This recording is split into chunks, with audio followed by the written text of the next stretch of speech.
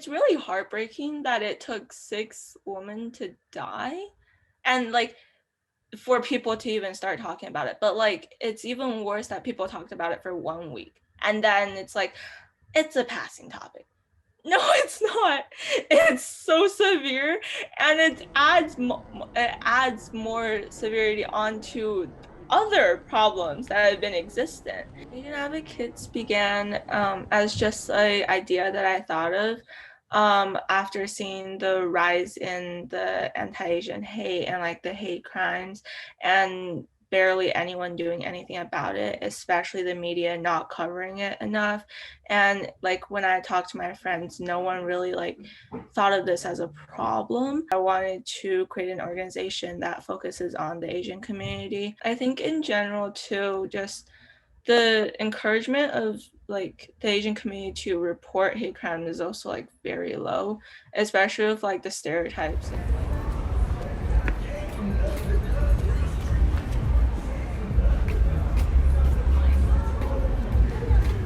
the model minority myth attached to it. It's like, oh, we're very meek, we like want to keep quiet about any situations that happen to us. Like Stop AAPI hate, they like have what 3,000 4,000 last time that I checked. We basically began just writing about like all the anti-Asian hate that has been occurring, and then whether it's like in the past, present, and then just bringing more awareness.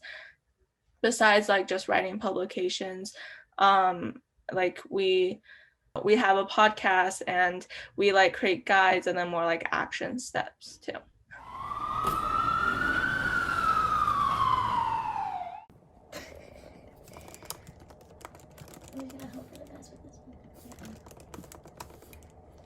Hi, my name is Sophia Jang. I'm a sophomore and I'm a graphic design major. So I haven't been the target of anything like extreme, thank God, but like sometimes I'll go into a public place and people will look at me because I know that I don't look like them, especially in an area like this where it's like primarily Caucasian. Really is painful to see other people that look like you be attacked or like assaulted just because of the way they look. And I understand that like obviously this happens a lot more commonly for Black, Indigenous people of color. So it just like is very frustrating obviously to see this happening.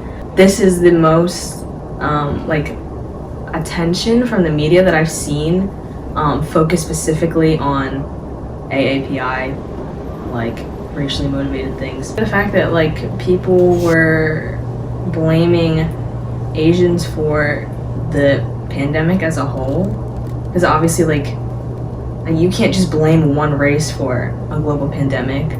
In general, of being much more alert and cautious when going outside, because like this racism is targeted at no specific age group or no specific like person, honestly, by this point. I used to go to Philly multiple times a week just like to walk around and stuff because I like the environment. Like I was born in Philadelphia. I wasn't raised there, but I love the city. Something about it just like I don't like living in the suburbs. But after the crimes were brought to light, like I just, because I would go by myself, I was definitely a little bit hesitant about going to a very public place by myself. I just felt like a little uneasy, like something could happen. Like I stay in Center City usually, which is it's definitely one of the safest parts of the city.